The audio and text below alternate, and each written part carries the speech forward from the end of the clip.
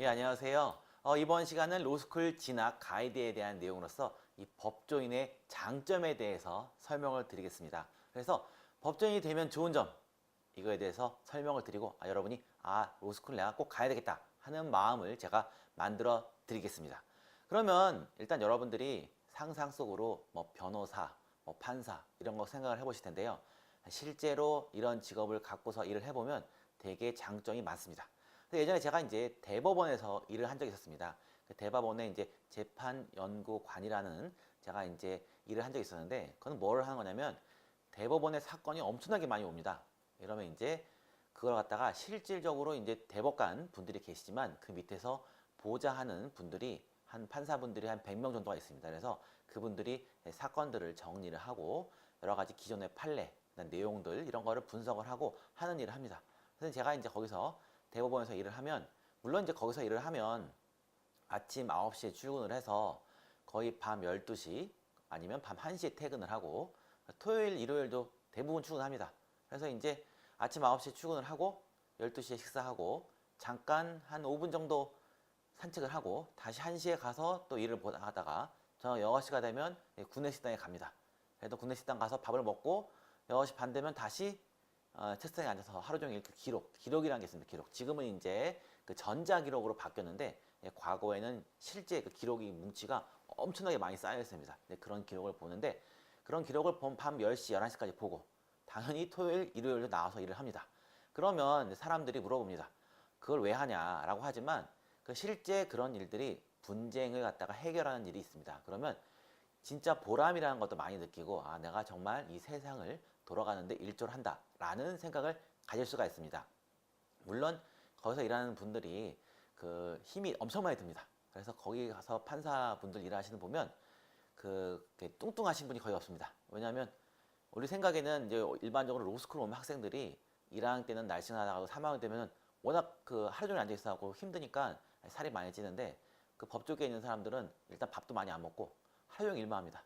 그래서 이제 그게 좀 그런 경우가 있지만, 여기서 제가 말씀드리고 싶은 건 뭐냐면, 그때 일을 하면 내가 정말 다른 사람을 위해서 일을 한다 하는 보람을 정말 느낄 수가 있습니다. 그래서 이런 법조 일을 하면, 물론 좀 이따 설명드리겠지만 돈, 명예, 권력 이런 것도 가질 수가 있지만, 일단은 이렇게 내가 다른 사람을 위해서 봉사를 하고 다른 사람의 문제를 해결한다. 그래서 내가 만들어낸 이론이라든지 논리가 다른 사람에게 도움이 된다는 걸 할 수가 있고요. 물론 이제 그 대법원에서 일은 아무나 못하고 여러분들이 할 수 있는 일은 여러 가지겠지만, 특히 변호사가 하면은 많은 일을 할 수가 있습니다. 그래서 다른 사람에게 그 도움을 줄 수 있는 일도 할 수 있고요. 그 다음에 좋은 것 중에 하나가, 변호사가 되면 다른 자격증을 거의 공짜로 가질 수 있습니다. 이제 지금은 이제 없어졌지만, 예전에는 변호사 자격이 생기면 공인 회계사 자격도 공짜로 받을 수 있고, 그리고 세무사, 지금은 이제 세무사 해에서 그 이제 법을 개정해가지고 그게 안 되지만 세무사 자격증도 공짜로 갈 수가 있습니다. 그리고 지금은 또 이제 문제가 되기는 있지만, 변리사 자격증도 변호사가 되면 등록을 받을 수가 있습니다. 물론 이제 변리사 이수 교육을 받아야 되는 문제가 있지만, 그래서 이제 변호사가 만능 자격증입니다. 그래서 여러분들이 만약에 나 변호사가 됐다라고 하면, 물론 지금은 안 그렇지만 한 3, 4년 전만 해도 세무사 그리고 변리사 자격을 동시에 신청만 하면, 한지 그냥 몇 시간 교육만 들으면 공짜로 나오는 이론이 있었습니다. 그래서 이제 지금은 이제 안 그렇지만, 그래서 이제 여러분이 변리사 자격증도 언제쯤 있으면 아마 없어질지 모릅니다. 그러니까 이제 변호사가 되시면 변리사 자격증을 따시면 됩니다. 그러니까 물론 이제 변리사 분들은 되게 억울합니다. 왜냐하면 내가 이렇게 힘들게 변리사 시험을 붙었는데 왜 변호사가 되면 변호사를 공짜로 주냐 하는 문제가 있긴 하지만, 일단 지금 현재 제도로는 변호사가 되면 이런 자격증도 같이 받을 수가 있습니다. 그 다음에 또 이제 사람들이 좋은 것 중에 하나가, 변호사는 정년이 없습니다. 무슨 말이냐면, 여러분이 만약에 구급공무원, 공무원을 하면 정년이 있습니다. 그리고 대학 교수도 정년이 있습니다. 일반적인 기업체도 만약에 내가 부장까지 올라갔다. 그런데 이사가 못 되면 나가야 됩니다. 그런데 변호사는 정년이 없습니다. 물론 이제 나이 뭐 60, 70 먹고 하면 일을 상대적으로 못할 수가 있지만, 그래도 보통 고용 변호사라고 했고, 자기 밑에 그 주니어 변호사라든지 이런 사람들을 고용을 해서 이익은 자기가 갖고 다른 사람을 고용을 할 수도 있습니다. 그래서 저희 학교도 보면 학교에 계시다가 65세에 정년을 하시고 나가신 교수님들이 계시는데 지금 변호사 개업하셨습니다.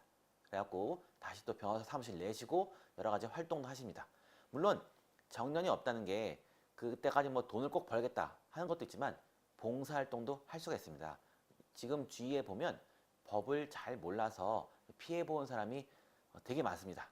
물론 이제 여러분 주위에는 변호사가 없는 분도 계시겠지만 그런 사람에게 도움을 줄 수가 있습니다. 그래서 꼭 굳이 돈을 벌겠다가 아니라도 다른 사람에게 조그만한 도움을 줄 수 있는 이런 직업을 가질 수가 있습니다. 그래서 우리가 이제 다시 한번 설명을 드리면 일단 이 법조인이 되면 명예도 가질 수가 있고 그 다음에 돈도 벌 수가 있고 그리고 다른 사람에게 봉사할 수 있습니다. 그래서 이제 또 사람들이 가끔 또 물어보는 게 돈에 관한 얘기도 한번 물어보는데 또 사람들이 또 물어보는 게 요새는 변호사가 돈을 많이 못 번다고 하더라. 꼭 내가 굳이 이걸 해야 되나 물어보는데 여러분이 생각을 해보실 게 이 과거의 변호사하고 지금 변호사하고는 당연히 수입의 차이가 있습니다. 예전에 아주 예전에는 그 사건 수임을 500만 원이 기본 단위라고 했었습니다. 그래서 최저가 500만 원이고 그다음 지금은 경쟁이 되어 300만 원까지 내려가기도 하지만 실질적으로 이 변호사는 일반적으로 소송만 하는 게 아니고 자문도 하고 그 다음에 그 로펌에서 일을 하기도 하고 그 다음에 회사 내에서 사내 변호사 일을 하기도 하고 공무원으로도 가기도 하고 다른 일들 합니다. 그래서 상대적으로 갈 기회가 많고 수입은 자기 능력에 따라서 번다고 생각을 하시면 됩니다. 그래서 지금도 대형 로펌 같은 데서 이게 엄청 그 제가 이제 어디라고 말은 못하지만 그 대법원 재판 연구관이나 아니면 판사 부장판사 하시고 가신 분들은 과거에 연봉이 아니라 월 7천 내지 8천만 원씩 돈을 받고 일을 했었습니다.